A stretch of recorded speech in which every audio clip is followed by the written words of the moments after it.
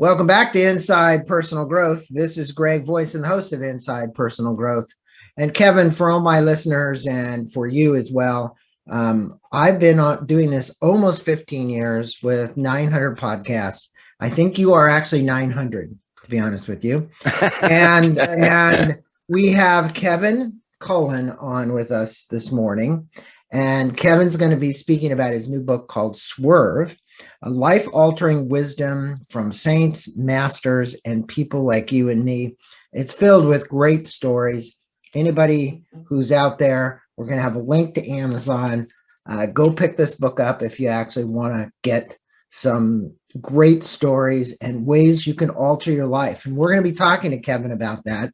But Kevin, I'm going to let the listeners know a little bit about you so that they know who you are. He's the president of Ladaria Consulting Group. Kevin's expertise and commitment to the development of leadership skills within organizations has allowed business leaders to define and seize growth opportunities, rapidly improve performance, build the culture, and attain specific measurable business results within their organizations. He has over 30 years of experience providing business consulting, training, and development to individuals and Fortune 500 companies. He's trained and worked with leaders at all levels of organizations to design, deliver, and implement change initiatives to produce exceptional business results.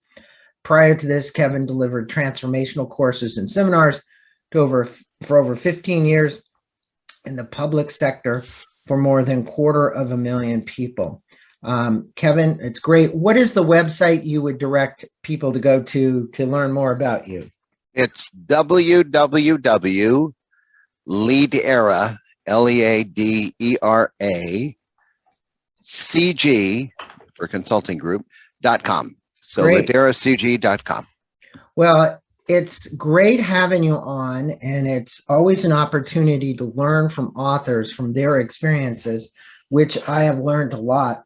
So tell the listeners a little bit about yourself and why you chose to write Swerve. This is your first book. You and I had a pre-interview. You haven't written other books. And what you hope the listeners can take away from this book and literally implement in their life. Okay, I'll start by answering the first question, a little bit about myself.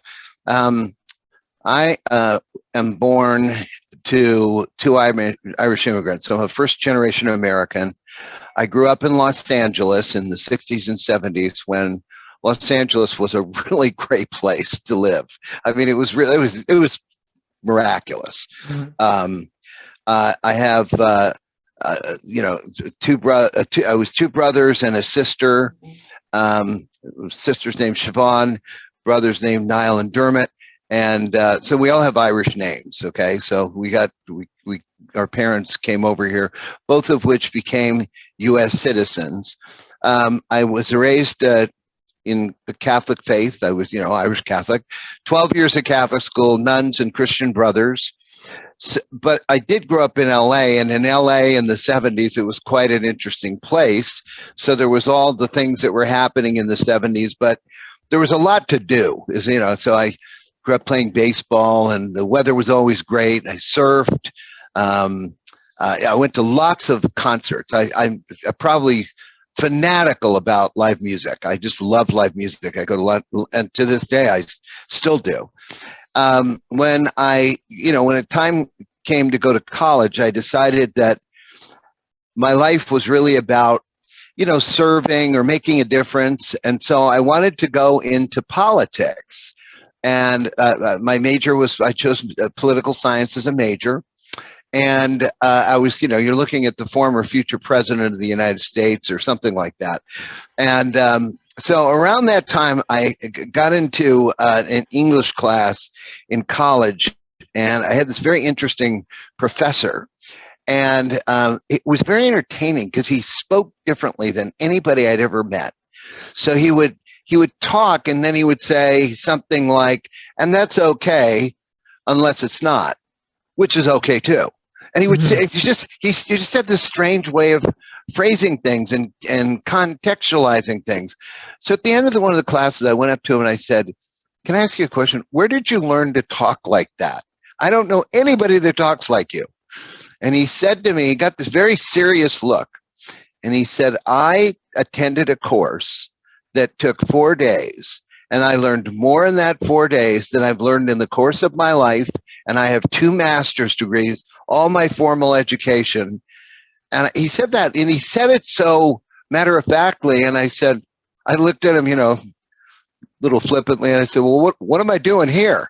Where do I go? Where do I go? So he told me about this seminar that I went down and I took, an introductory seminar. I went down. It was a Friday night. I was going to a party. I just wanted to go in, sign up for whatever the hell he was talking about, and learn how to. At the time, was that EST? It was called EST. Yeah, and now it's not LifeSpring. It's called Landmark Forum. Landmark Forum. So that was a very significant moment in my life, because when I went and did the actual seminar. Oh, by the way, in those days, there was a 6-month wait to get into it. There'd been a lot of articles and Time Magazine and Life Magazine and all these magazines, all these movie stars were doing it. So it was a 6-month wait, and I wasn't waiting. So I called him up and I said, look, at the time I was working in the travel business, I said, you got to have no-shows. So how about if I just show up and stand by? Now that made them laugh because they didn't have any, concept of that. So I just showed up on the next Saturday at the thing. And the woman, I was 19 at the time, and there was nobody even close to my age doing this thing. It was all older people, Right. The older was 30 at the time.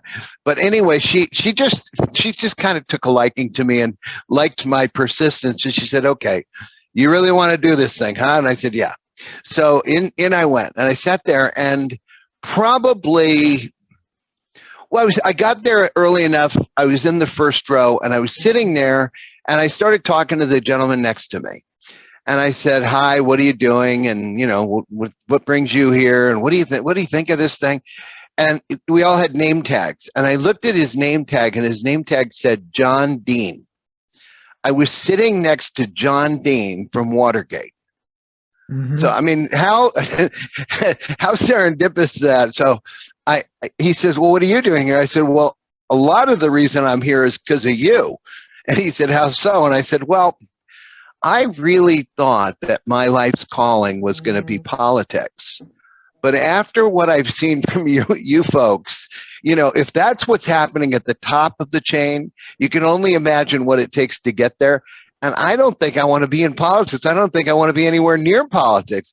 And he looked at me and he smiled and he said, I think that's a really wise decision. It's not a very good business to get into, particularly now. And I looked at him and I said, well, you've made up my mind. So I didn't. Yeah. So this thing, it hadn't even started yet. And well, that's a great starting for this book, and I want to get into it because, you have lots of stories to tell. This book is filled with stories. So I want all my listeners to know that Kevin has put in lots of stories. That opening story was great.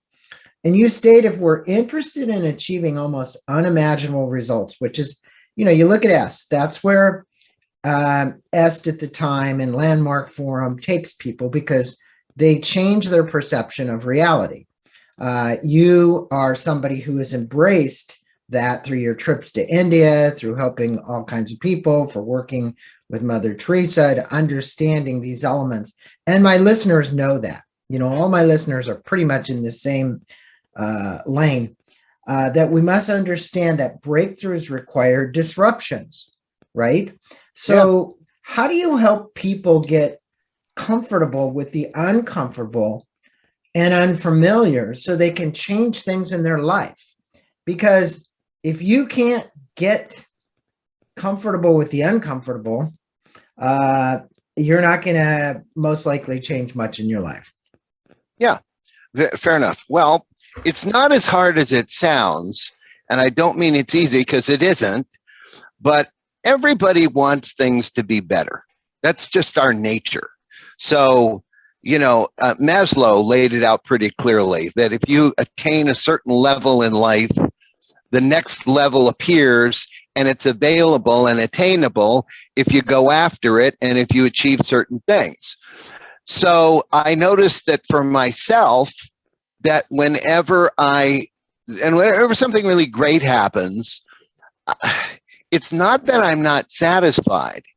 It's just that I see that there's something more possible. So if you can kind of get one foot in, you got to first be satisfied with what you got. And at the same time, you have to be kind of what John Brown of BP used to say is never be satisfied. But it doesn't mean don't be happy. Just never be complacent. Never rest on your laurels. So, and I think part of our nature is to do that. So everybody can see that there's something possible for them in their life, in the quality of their life, in the way they live their life, in the way they express their life, that is attainable. But to your point, you have to disrupt it, or you have to disrupt habits that have, kind of got you set in your ways and have made you comfortable.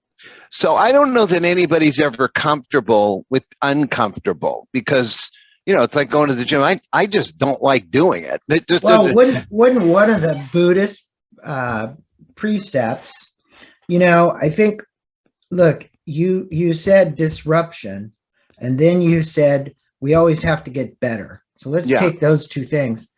And then in that process, there's a dissonance between better and where I am now.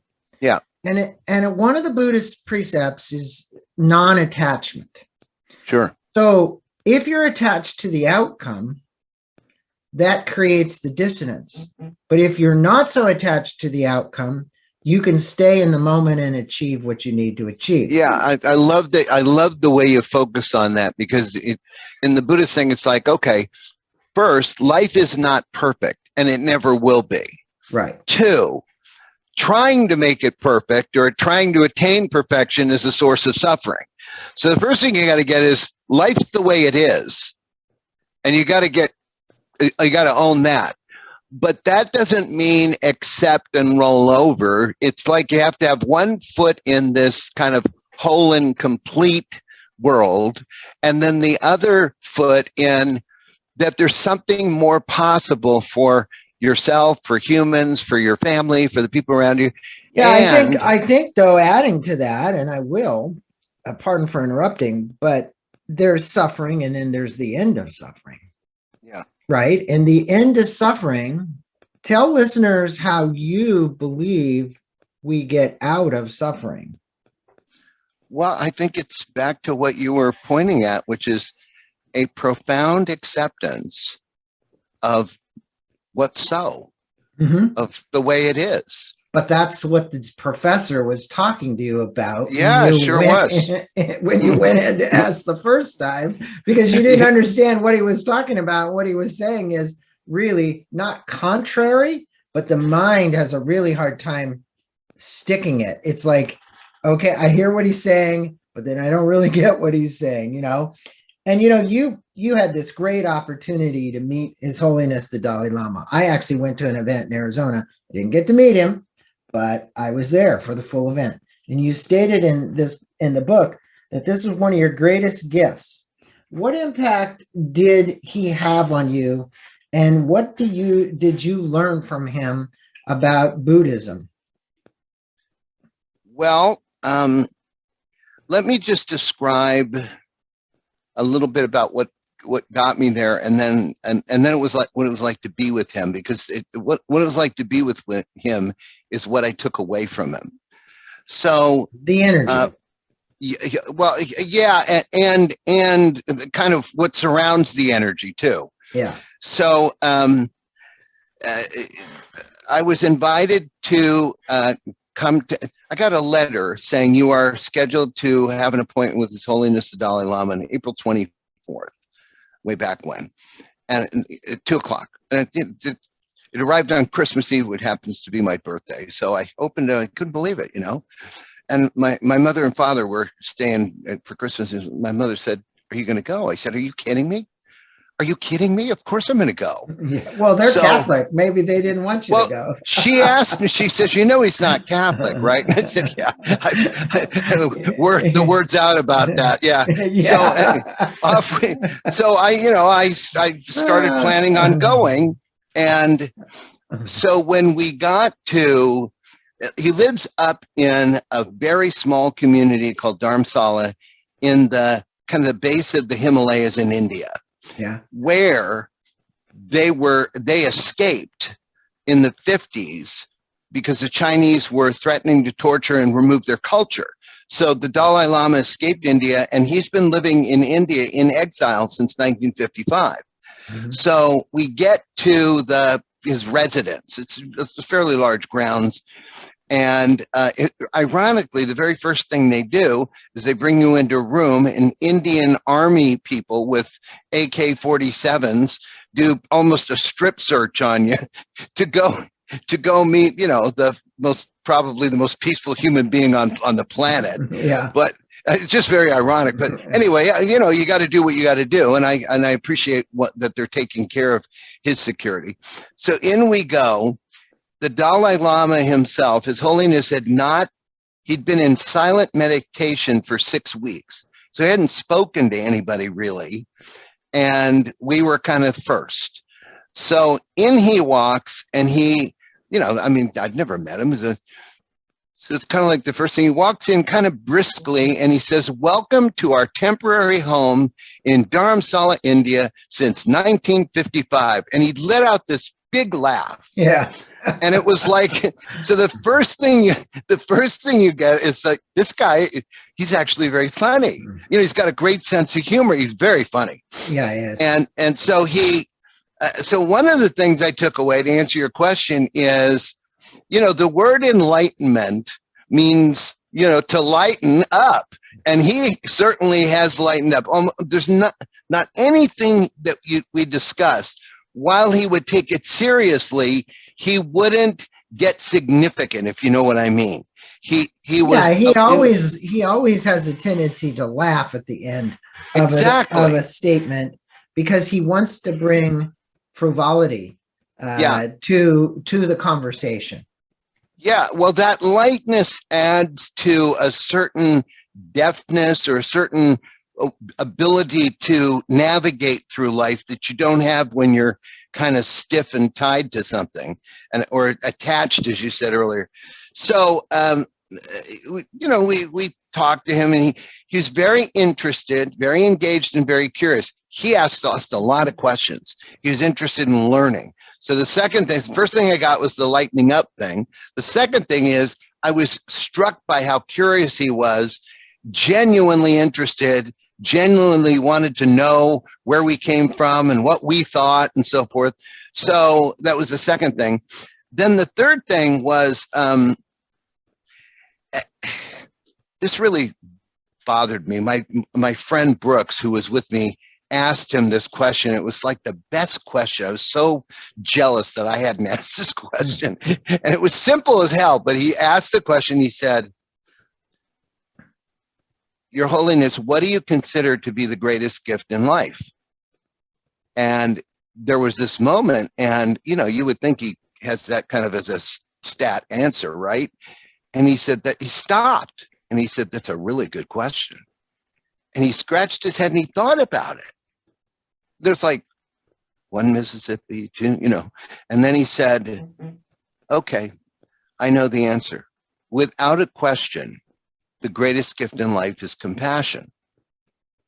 And that was right at the end of the meeting. So that was kind of when we walked out with that, kind of, okay, so Humor, go be with that. Don't be attached, be curious, and the greatest gift is to be compassionate. And I would say that's true. You look at, I have a thing hanging over in the other side of this room that has his quotes on it. But really, when you look at it, it's all about compassion. Can I share with you how that made an impact on me? Because that was part of your question. Sure. So I've spent a lot of time looking inward, if you will, but I don't think I really knew what compassion was. So I went out and I literally looked it up in the dictionary. I was like, what is this thing? It's the greatest gift in life. Because I didn't, it's certainly not what I've been focused on. So I spent about a year, Greg, trying to be more compassionate, trying to get myself to get in people's world. And sometimes, but at some point, it took me about a year for this thing to hit me over the head. The whole time I would beat myself up for not being more compassionate. I was very tough on myself. I don't know if you know what I'm talking about, but I have very high standards for myself. So I could give somebody else a break, but I'd never give myself a break. And I realized, it took me about a year, that if I didn't have compassion for myself, if I didn't have room for me to not be perfect, then I had no business trying to be compassionate. That's because it wasn't real compassion. So I discovered that one of the things you have to incorporate or embrace is self-compassion. Absolutely. Yeah. That's one of the greatest gifts I've ever gotten. You have to love yourself. I mean, that's the reality. And that's not from an ego standpoint. That's from a standpoint of having true love for yourself, for who you are and your contribution. My nonprofit is called Compassionate Communications Foundation. Yeah. So what we do is we help the homeless and the compassion by giving to them things they need. And I think you did this as well with Mother Teresa. You ended up going to India and doing some work for the mission, right? Just for a short time. I wasn't there very long, but yes. Well, you wrote about it in the book. But one of the things that I think people can learn from you, because every one of these chapters has another story, it has another theme, it's great because it's stories from common people, and it's stories about you and like the stories you've just told. And I think learning from stories is so valuable. But you mentioned that integrity, when you talk about the Dalai Lama, probably most integritous person around, it's very important. And you did some coaching with a woman by the name of Sarah Cook Flatto. And you talked about how hard it was. What did this coaching or the coaching she did with you do for you that changed your life? And as a result of this intense coaching, what did you change? And how did you change? Yeah, well, fundamentally, what I discovered, now, I probably knew this conceptually, but it's very different to discover it really. I discovered that I'm responsible for my life. The circumstances in my life, the quality of my life, how I relate to my life, how I see my life, how I see myself, that's all on me. Right. And I have something to say about all of that. And I don't think I knew that, like real access to it before I did this intense coaching, which, by the way, our firm still offers because it made such a huge difference for me and our clients. So I shifted from having anything or anyone to blame or to assign cause to in my life to beginning to own every bit of it. And that one thing produced an explosion in my life that impacted the quality of my life, the circumstances in my life, the way I live life, my mood, lots of things. Because when you're the one causing it, you have more power. And I don't mean power like force. I mean power like you're at peace in a different way. So something shifted for me I'm going to share a story from Sarah. Had this thing with me that I agreed to, when I came to the sessions, that I wouldn't have caused upsets, or I wouldn't be upset, or so I had to kind of sort my life out before I got to the session. And I came to the thing and she said, "How you doing?" And she said, "Are you upset?" And I said, "Yeah." And she said, "What are you upset about?" And I said, in those days, voicemail was around. A boss of mine had left me a voicemail and he said that he was disappointed in me. That infuriated me. I worked my butt off for this guy. How dare he be disappointed? You're disappointed in me? So I went in there and I started ranting. And Sarah asked me, Sarah has this like butter, you know. She said, well, you are kind of a disappointment, aren't you? And I what? It's like, and I looked and I said, well, yeah. She said, who have you disappointed? I said, well, I've disappointed my parents. I've disappointed my, you know. And I started going down the list. It's like, God, I disappoint everybody. And I started laughing uncontrollably. I mean, it was just like, because all of a sudden it wasn't the voicemail. It wasn't what he said. It was over here. And when I could own that and be responsible for that and lighten up about it, it was gone. Yeah. And it was gone forever. It was just an amazing insight to have. And all she did was she said, well, you are kind of a disappointment, aren't you? So anyway. Well, you know, perspective again, you know, the forum, what you went through, it teaches integrity as a big part of the course. You know, you are your word. You are your word. And I think it's really important, you know, that people keep their word and do it with grace. You know, there's no point to have anger in that situation. And you tell an interesting story. And I thought this was because I've been in this similar spot as you. At the time, you were like a speaker. You were out doing gigs. You were going around. You were in New York. And, you know, these guys that set up the stages and do the lighting and do all that kind of stuff and put the stools out and all that. I remember reading it. Plus, same thing happened to me. The union guys wanted 15,000. And then you ran into this guy that said, put three $500 envelopes together and give it to me and I'll make sure this happens. Now, can you tell, now when you talk about integrity, this is an interesting story. Can you tell the story and what you learned about how to do business? Now, you say do business in New York, which is this fast-paced, always on money environment. And I think the point to the story you need to tell the listeners is what happened. Because I thought as I was reading it, you were going to get duped. Yeah, I really thought you were going to get. I wasn't sure how that was going to turn out. So if you remember, I wrote. So I wasn't speaking. Werner Erhard was speaking. I was producing the event for him, and so it was a big deal. I mean, Madison Square Garden's a huge, you know, facility, and it's a big deal to be there. And they bring me into this room, and it's got probably about 15 people from different departments and all the people that run the facility, the venue. And they're asking questions like, okay, do you want lights? Yes. Okay, then you have to hire the lighting guy and you have to hire the manager of the lighting department. And every time they'd ask me a question, I'd say yes, except pyrotechnics. But, you know, so I ended up with 5 people I had to hire to do the thing and 5 people that had to be the manager of the guy doing the thing. Even though I was bringing in my own lighting, I was bringing in my own sound, I was bringing in my own stagehand. So out we go, and this fellow was in the meeting. His name is Tony. Puts his arm around me and he says, "Hey, Kev, come here for a second.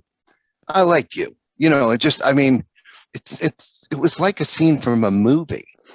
And he says to me, he says, I wanted to talk to you about that whole thing in there. You know, they're going to give you this bill for what, $15,000. He goes, I can make all that go away. I'm not kidding. I'm imitating pretty good.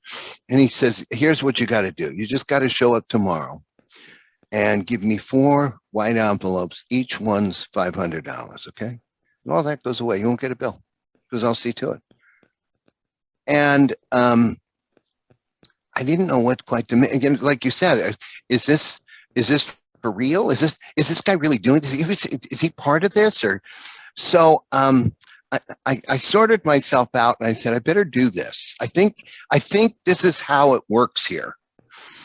So even though there's that whole thing that I just went in, I think this is what really happens. Right. So I called the controller of the company, who was Miss Goody Two Shoes. And I said, Patricia, it's before ATMs and all that.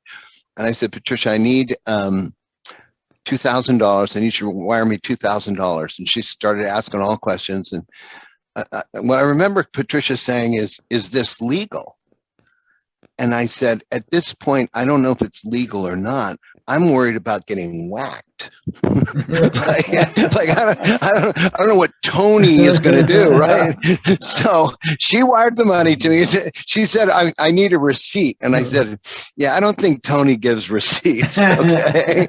So anyway, the next morning I showed up, I just did what he said. I showed up and he says, you got and I said it, handed it out. I said, what do you guys, all his guys were there and half of them were, relatives and so forth. And I said, what are you going to do? He goes, you can do whatever you want here. We'll just take, if you need something, just let us know. And he goes, it'd be nice if you got us some lunch. So of course I got him Italian sub sandwiches. But yeah, what I discovered is there's a way to make something happen that's not the typical normal, this is the way you do something. In New York, things happen in a different way. Yeah. And it's got its own kind of integrity.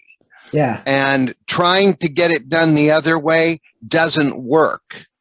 So, I was just in Cabo San Lucas and we couldn't get reservations for Thanksgiving. And, I said, hang on. Everybody's all worked up about it. I said, hang on. I walked down there. I had $20 in my hand. I said, there's got to be something we can do. And it's amazing. A miracle happened.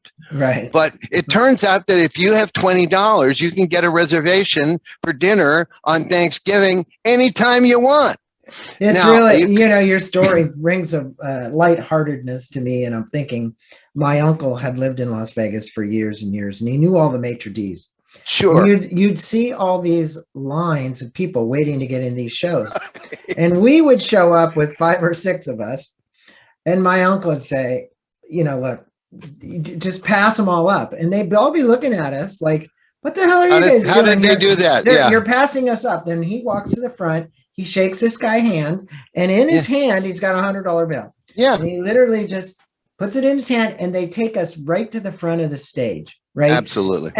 And all these other people like, hell, we had tickets. We've been waiting in line. We've been doing all this. And then, you're walking to the front and you kind of feel a little bit embarrassed, but it was a great story. Now, these are learning lessons that people, I think, are going to learn from your book, but you speak about mistakes and learning lessons that we experience and the fact that we can process the pain and thus avoid making more mistakes, which is how we learn. The pain is the one I want to talk about. You cited Edison and Abraham Lincoln. Edison's 10,000 failures, Abraham Lincoln's running for office 67 times or whatever it was. Why do you believe people need to understand about failure? I call them learning lessons, mistakes, and why should they embrace this, whether it's a mistake or you want to call it a failure, you want to call it a learning lesson. Why should it embrace that? Well, fortunately, I learned what we're talking about because I've had the good fortune to make lots of mistakes. So I've had lots of lessons to learn. At some point, you start to realize that, back to what we were talking about earlier, that life isn't perfect and it doesn't turn out perfectly. It doesn't turn out the way you thought it would be. I have a golf coach that kind of follows a little bit this kind of teaching. He's very, I call him an enlightened golf coach, but he told me that one of the most famous golfers was named Ben Hogan. Mm-hmm. And Ben Hogan said that golf is a game of mismanagement. In other words, you're either going to miss it way off to the right or way off to the left, but you get better by controlling the amount by which you miss. So you're never going to get it perfect. But if you can get it less miss or closer to the target, you tend to be more effective. So the first thing is get that you're never going to get it right the first time. You're never going to get it right every time.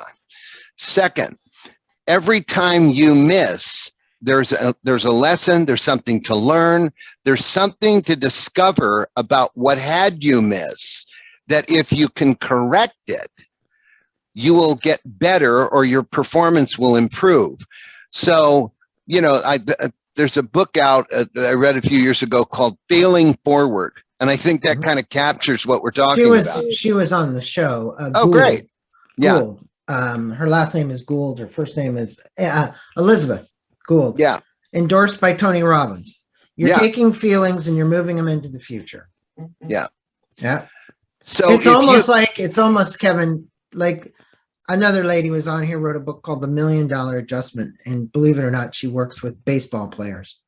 You know, you talk about golf, talk about baseball, talk about surfing, doesn't matter what it is.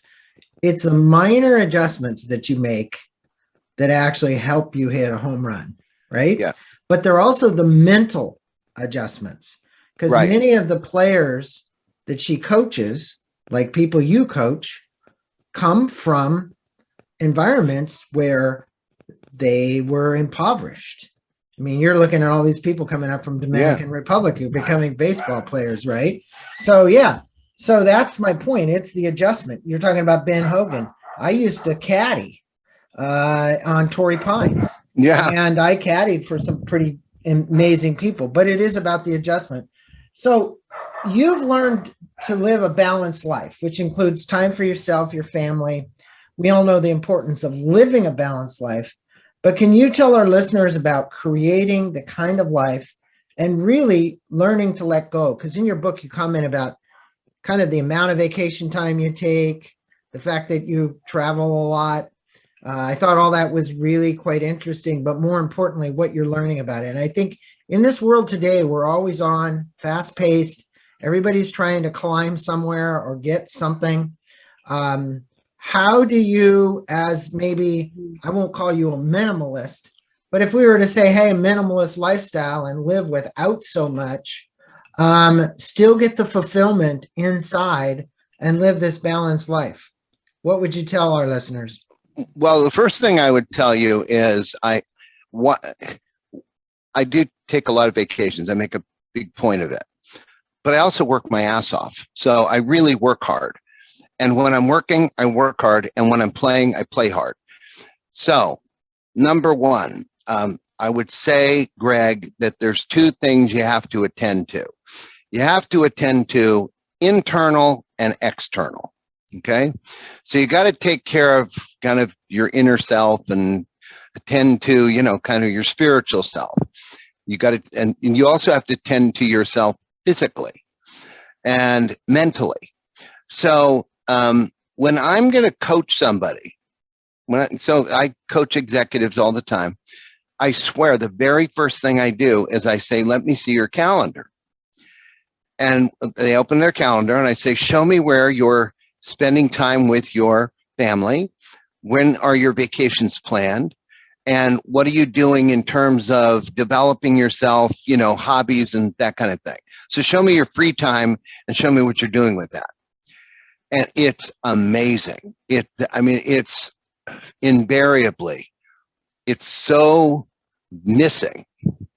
And the first thing I say to them is, if I'm going to coach you, the first agreement we're going to make is that you are going to take on living a balanced life.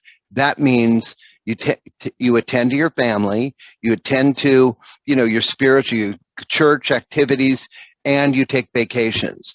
It's very important. It's very important for your well-being, and you will be more productive by doing that. And the thing they have to, so you talked about attachment, the thing they have to get and let go of is that they are not indispensable. That if they leave for 2 weeks, no one's going to die, and you got to kind of pry them out of it at some point sometimes. So I practice what I preach. Day one, every January 1st, I get out of bed. First thing I do, I print out 12 months of calendar.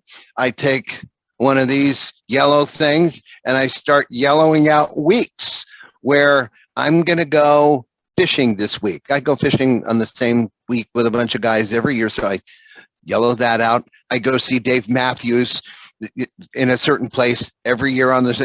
I just start yellowing it out. And pretty soon there's a lot of yellow. And I then enter it into my calendar. And then when my assistant comes in and wants to schedule me for something, those times aren't available, so that she or he has to fill in whatever is available. And so it's my number one thing. I start with that. You know, when people coach you financially, they say, pay yourself first. Well, it's kind of like that. It's kind of like take your time. Time's your most important asset, and disperse of it intelligently, particularly, and judiciously. And so when people do that and they get their vacation all sorted out, they don't have to think about it anymore. It's like we're going to Hawaii in July with the kids. Great, terrific. So, and they have that to look forward to.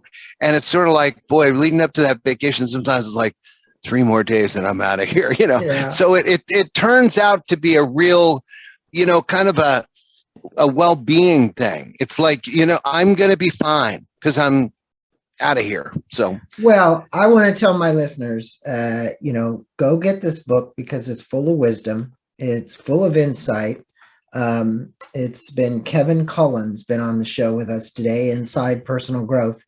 The bit of wisdom that he just gave you about marking your calendar, if that's all you took away from this show, it was worth it.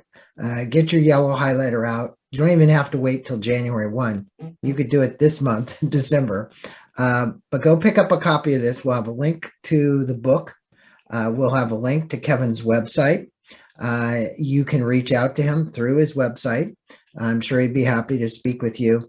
But again, Kevin Cullen, the author of the book, Swerve, Life-Altering Wisdom from Saints, Masters, and People Like You and Me. And that's truly so. Quick read, easy read. People go get the book. Kevin, thanks for being on Inside Personal Growth and sharing some of your personal stories, which we got a lot of them, and some of the stories about the wisdom and advice you'd give people. I appreciate having you on. It's an honor and a privilege. Thanks. Really, really appreciate, and thank you for inviting me, and thanks for your listeners for listening. Namaste to you, my friend. Namaste to you.